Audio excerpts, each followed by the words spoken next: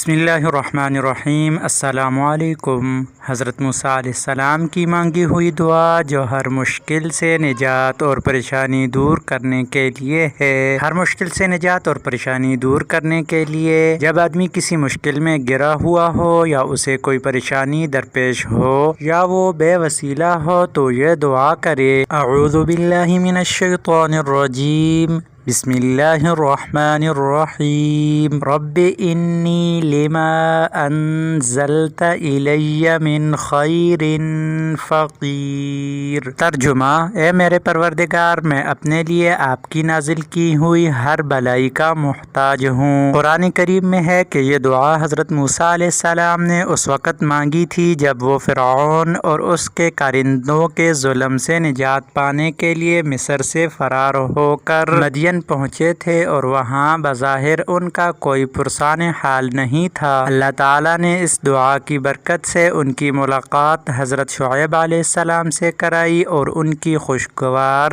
زندگی کا آغاز ہوا۔ اللہ تعالیٰ ہمیں سنت اعمال کے مطابق زندگی گزارنے کی توفیق نصیب عطا فرمائے۔